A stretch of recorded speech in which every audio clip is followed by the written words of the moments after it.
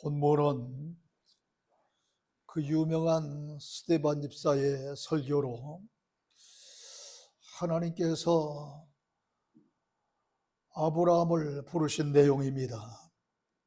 초대교회 일곱 집사 중 가장 뛰어난 스데반 집사가 은혜와 권능이 충만하여 기사와 표적을 행하자 자유민들이 스데반과 더불어 논쟁을 냈습니다.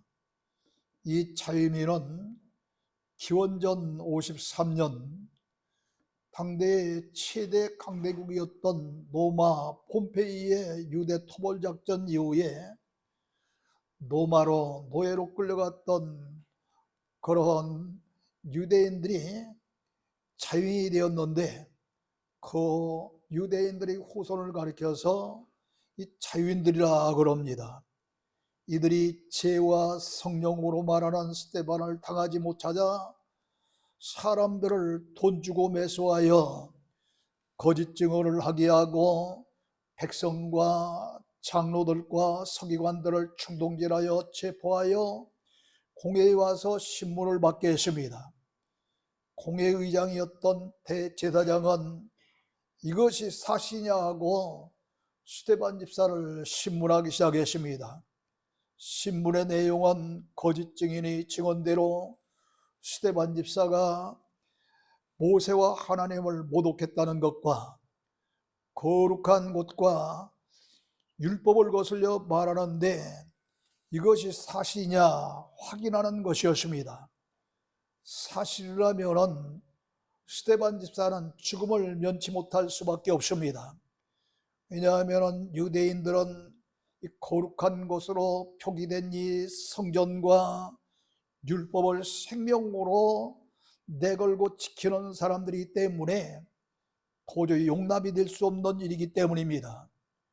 그런데 이때 스데반은 직접적인 그런 대답을 회피하고 이스라엘 역사를 요약하여 최초부터 설명하기 시작했습니다. 특히 예수님이 오시리라 한 메시아인데 당신들이 그를 잡아 죽였으니 당신들이 하나님의 뜻을 거스려 이제 예수님을 멀리한 자이고, 또 당신들의 조상들이 모세의 율법을 어긴 것과 같이 지금도 모세의 율법을 어기는 것은 내가 아니라 예수님을 죽인 당신들이라고 지적하기 위해서 시작한 설교가 바로 오늘 봉독한 말씀입니다. 본문은 그러므로 이 스데반 집사의 전체 설교의 전반부로 하나님께서 아브라함을 부르시고 자식이 없는 그런 상태에서 아브라함과 그의 후손에게 지금 사는 가나안을 소유로 주시라고 약속하셨고, 그 후에 400년이라고 하는 긴 세월 동안 애굽에서 종살이할 것이지만 그 애굽 나라를 하나님께서 그냥 두지 아니하시고 심판할 것이며, 그 이스라엘 백성들이 애굽에서 나와서 하나님을 섬길 것이라고 하는 내용입니다. 그런데 오늘 이 본문 2절에서 말씀하기를 하란에 있기 전 메소포타미아에 있을 때에 하나님께서 이 아브라함에게 고향과 친척을 떠나라 하셨다 그랬습니다. 근데 창세기서 11장 31절로부터 12장 1절에 이르기까지 보면은 아브라함의 아버지 데라가 아브라함과 롯과 사라를 데리고 갈대아를 떠나 가나안에 가고자 했는데 하란에 와서 머물러 살다가 데라는 205세가 되어 하란 땅에서 죽고, 그 후에 아브라함에게 너는 너의 고향과 친척과 아버지의 집을 떠나 내가 네게 보여줄 땅으로 가라는 명령을 받고 하란 땅에서 떠났다고 그렇게 말씀을 하고 있습니다. 이렇게 똑같은 내용을 본문에서 스데반은 하란에 있기 전 메소포타미아에 있을 때에 영광의 하나님을 보이며 내 고향과 친척을 떠나라 말씀하셨다고 전혀 다르게 말씀을 전하고 있는 것을 봅니다. 왜 그랬을까요? 이렇게 서로 다른 말씀을 이해하기 위해서는 다른 성경 구절 몇 구절을 더 봐야 됩니다. 창세기서 15장 7절에 보면은 아브라함에게 나는 이 땅 가나안입니다.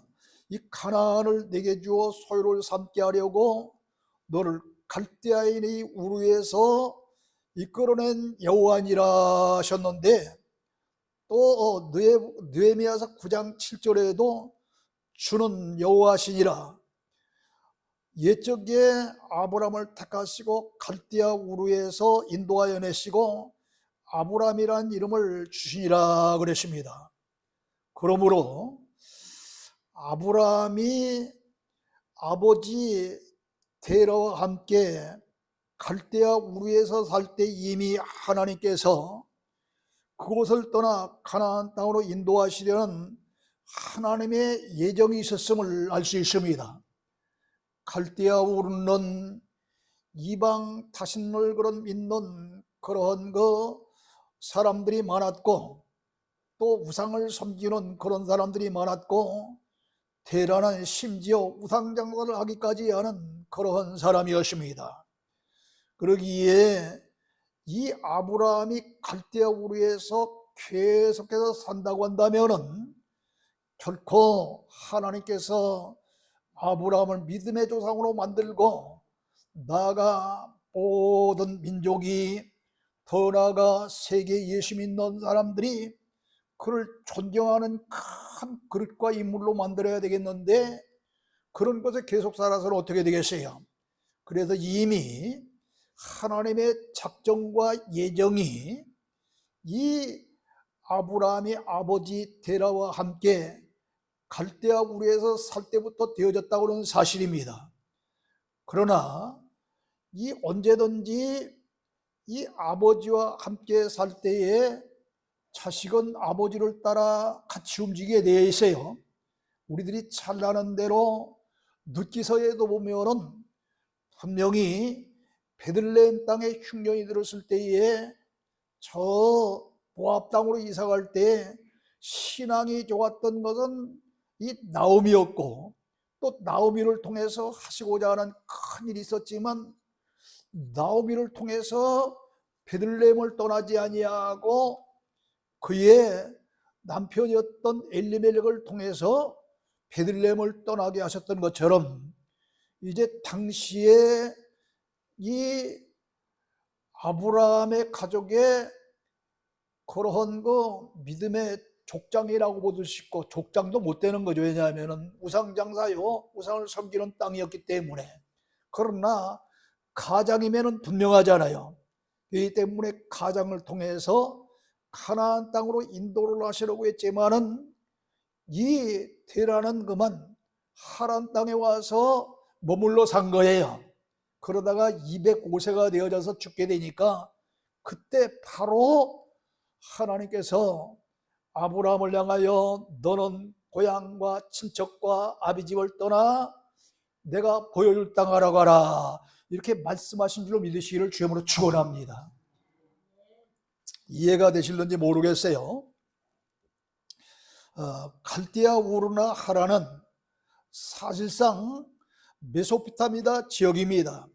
특히 하란은 아브라함의 손자 야곱이 형 에서와 아버지 이삭을 속이다가 결국은 더 이상 그 아버지와 형의 그러한 품에서 더 이상 살기 힘드니까 아버지와 이삭을 피해서 20년 동안 피난사를 했던 곳이 바로 이 하란 땅입니다.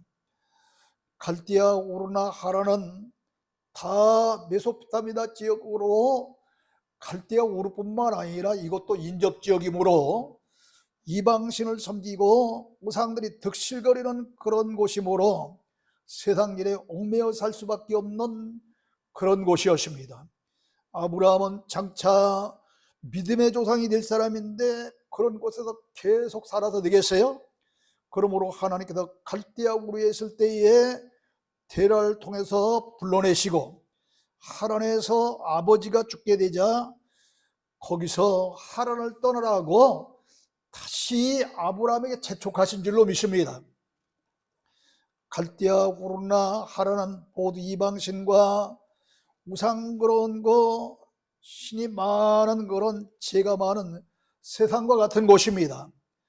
이와 같이 우리도 이런 세상에서 하나님의 예정 가운데 불러주시고 이제 영원한 한나라를 소망하며 살 수 있도록 인도해 주셨사오니 감사하며 살아야 될 줄로 믿으시기를 주의 이름으로 축원합니다. 아브라함은 하나님의 부르심을 받자 전혀 이것저것 생각해 보지도 아니하고, 요즘 말로 뭐 따지지도 아니하고 그러는데, 묻지도 따지지도 아니하고 하나님의 명령에 순종하여 하란을 떠났습니다. 그 옛날 고향과 친척을 떠난다는 것은 보통 어려운 일이 아닙니다. 왜냐하면 어느 나라 막론하고 그 옛날은 참 농사 짓고 사는 그런 세상이고, 기껏해야 들과 산으로 나가서 짐승을 사냥해다 먹고 사는 그런 농경사회였습니다. 그렇기 때문에 식량을 해결할 수 있는 농토를 버리고 고향을 떠난다는 이야기는 보통 어려운 일이 아닙니다. 뿐만 아니라 정든 피부치를 떠나는 일이기 때문에 참고 고향과 친척을 버리고 떠난다는 이야기는 보통 각오가 아니면 아무나 할 수 없는 일이에요. 그러나 신앙생활에 도움이 안 되는 것은 단연코 끌어버리는 용단이 필요합니다. 얽매이기 쉽고 거추장스러운 것은 과감히 물리치는 용단, 죄와 낡은 습관은 끌어버리는 용단이 필요한 것입니다. 그래서 아브라함은 만약에 하나님의 명령을 따라서 하란을 떠나서 갈 바를 정해주지도 아니하고 앞으로 인도하시는 대로 이렇게 따라가라고 그러는데 그곳이 어떤 곳인지도 지금 현재는 모르는 거예요. 그리고 그 명령대로 따라갔을 때에 어떤 결과를 맞이할까, 이것 예단하기 전에 하나님의 명령에 순종했어요. 갈 바를 모르면서 일단 떠난 것입니다. 그러므로 일종의 모험이었습니다. 다만 하나님이 올바로 선히 인도해 주실 것을 믿고 떠난 것입니다. 하나님이 도와주실 줄로 믿고 떠난 것입니다. 독자 이삭을 번제물로 바치라고 할 때도 그 결과를 예단하지 아니하고 말씀에 순종했습니다. 그리고 번제를 드렸습니다. 우리도 하나님의 말씀에 순종해야 할 이유가 바로 여기에 있는 것입니다. 절대 선하시고 의로우신 하나님께서 하나님의 자녀된 우리를 잘못된 그런 길로 인도하실 리가 없기 때문입니다. 그러므로 하나님의 명령이라고 한다면 아브라함처럼 무조건 순종하고 따르는 것입니다. 이것이 신앙입니다. 아브라함은 이 하란 땅에서 고향과 친척과 아비집을 떠나라고 할 때도 마찬가지였지만은 저 창세기서 22장에 독자 이삭을 바치라고 할 때도 사랑하는 그런 아내 사라고도 상의 한마디 하지 아니하고 그참 그 이튿날 종 둘과 함께 아침 일찍이 모리아산을 향해서 떠나지 않았어요? 여러분 어떻습니까? 가정에 중대사가 있을 때에 남자 혼자 독단적으로 행하면은 열에 9번 이 여자들이 바가지 긁게 돼 있어. 나중에 알면은 이런 중대한 사건을 어떻게 당신 혼자 마음대로 행동할 수 있느냐고. 안 그래요? 근데 이 잘못하면은 이 아브라함도 이 사라하고 시건건 다 상의하다 보면은 브레이크를 걸 수 있는 거예요. 제동을 걸 수 있는 거예요. 그러면 하나님의 뜻에 순종하지 못하기 때문에 아무리 사랑은 아내고 정말로 믿을 만한 그런 그 아내지만 신앙 문제만큼은 상의하지 아니하고 하나님의 명령에 그참 순종한 줄로 믿으시기를 주님으로 축원합니다. 여러분 여자 성도 여러분도 마찬가지입니다. 하나님의 명령이 기도할 때에 어떤 성령의 감화와 감동을 통해서 내 안에 떨어지든지 아니면은 하나님께서 어떤 환상 중에 말씀을 보는 중에 어떤 감화와 감동을 주셔서 하나님의 명령이 나에게 떨어질 때 만약에 이 문제를 남편하고 사랑하면 남편이 제동을 걸 것 같으면 절대 상이어서 안 되는 겁니다. 무조건 행해야 되는 거예요. 이런. 그래야 하나님의 놀라운 은혜와 축복이 있게 되는 것입니다. 그래서 아브라함도 이렇게 혼자 하나님의 명령을 받고 독단적으로 모든 것을 결정한 거예요. 그런데 여기서 잊어서는 안 될 일이 있습니다. 하나님께서 아무리 선이 인도했을 것을 믿지만 우리 인간이 해야 할 일은 반드시 해야 한다는 사실입니다. 우리가 해야 할 일은 안 하면서 하나님이 모든 것을 잘해 주시겠지 하고 자기가 할 일은 망각해버리고 아무 일도 하지 않는다고 한다면 하나님의 사랑과 축복은 받을 수 없습니다. 아브라함 무조건 하나님께 모든 것을 맡겼지만 자기가 해야 될 일은 반드시 했습니다. 창세기서 12장 7절로 8절에 보면 여호와 하나님께서 인도하신 가나안 땅에 왔을 때에 하나님 아버지 앞에 감사하면서 제단을 쌓았습니다.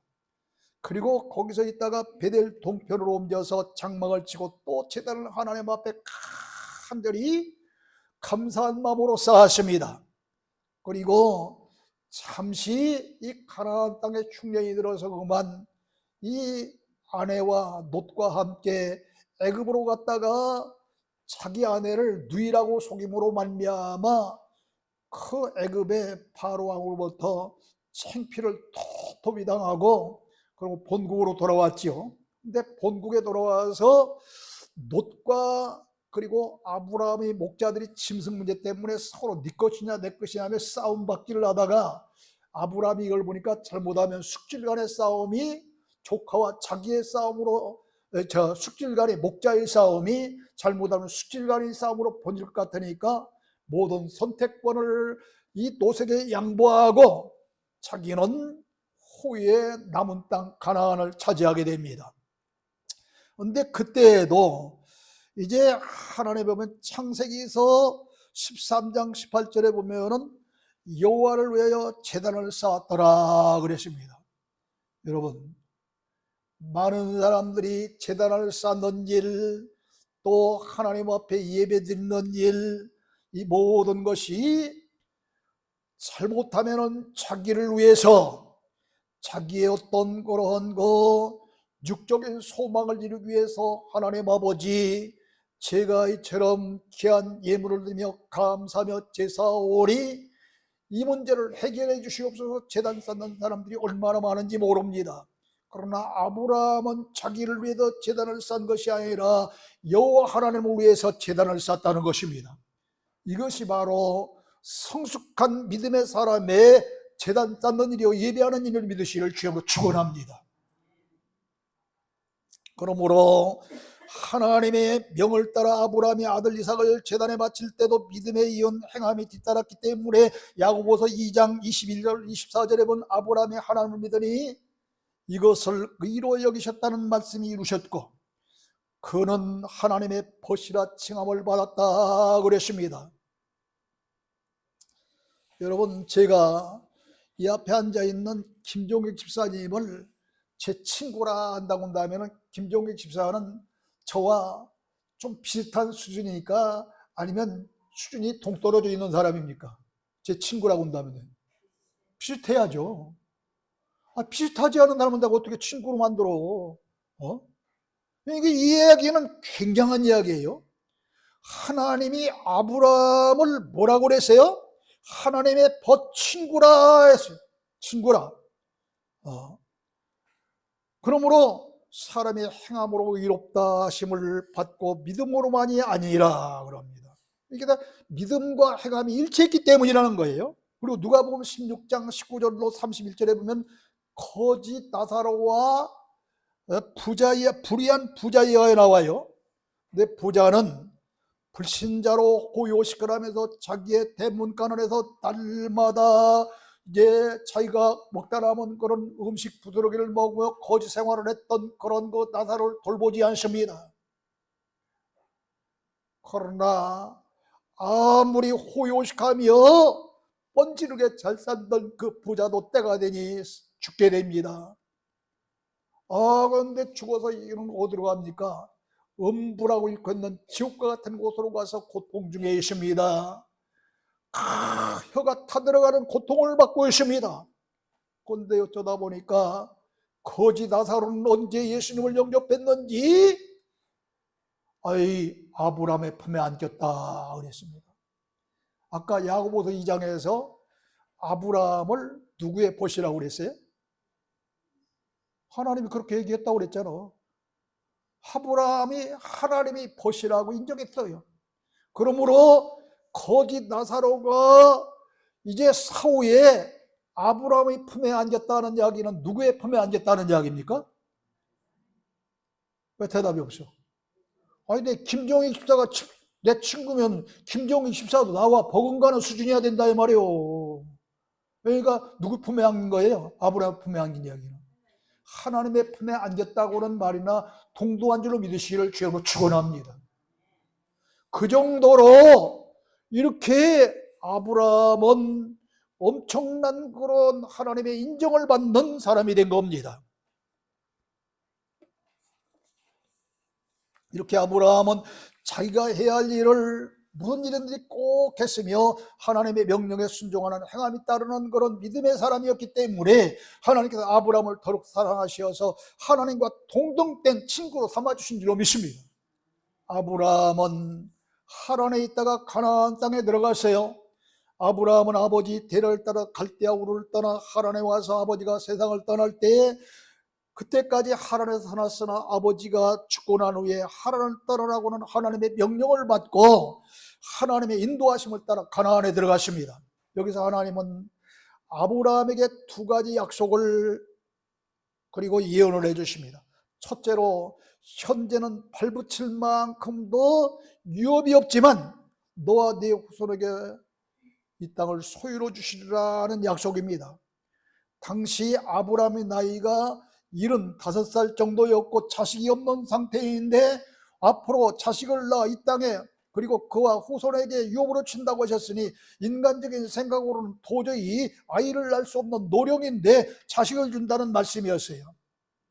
두 번째로는 그 후손이 다른 땅에 가서 400년 동안 종살이하다가 다시 이곳으로 돌아와 나를 섬길 것이며 종으로 삼는 날에는 내가 심판하리라고는 약속입니다.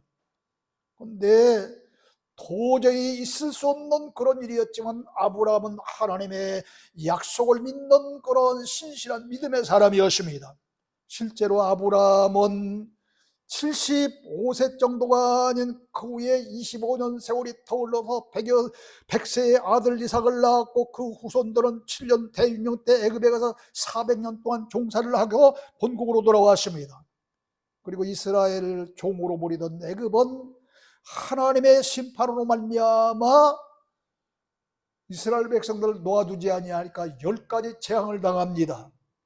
그리고 마지막 장자 죽음의 재앙을 통해서 할 수 없이 바로 왕이 두 손을 번쩍 들 때 홍해바다를 건널 때 어떻게 합니까? 뒤따라오던 이스라엘 백성, 저 애굽 백성들이 뒤따라올 때에 이스라엘 백성들은 다 나가고요. 앞서 있는 사람과 뒤에 있는 사람들은 딱 그 홍해바다에 있는 그때 갈라졌던 물이 다시 합쳐짐으로 말미암아 한 사람도 남김없이 전부 홍해바다를 건넜던 그 사람들은 다 홍해바다에서 죽고 맙니다. 큰 심판 내린 거죠.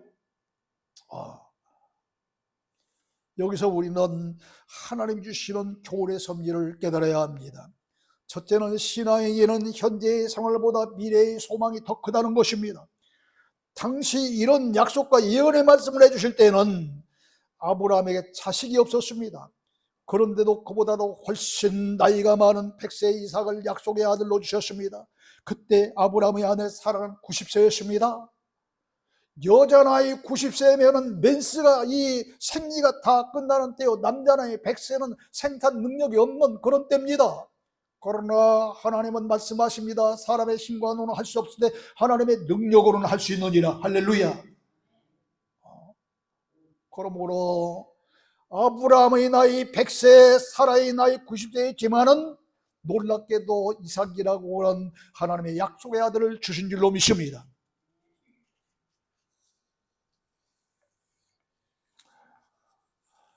이삭은 이제 할례의 언약을 따라 난지 8일 만에 할례를 받고 또 그가 장성해서 두 아들 에서와 야곱을 낳았고 야곱은 12아들을 낳았으니 이스라엘 조상이 되었다. 오늘 본문 말씀 끝에 그렇게 말씀하고 있어요. 그러므로 우리 믿는 사람들은 아무리 어떤 어려움과 난관이 있을지라도 불평불만하지 말고 하나님께서 더 좋은 계획을 세우시고 반드시 언젠가는 좋은 것으로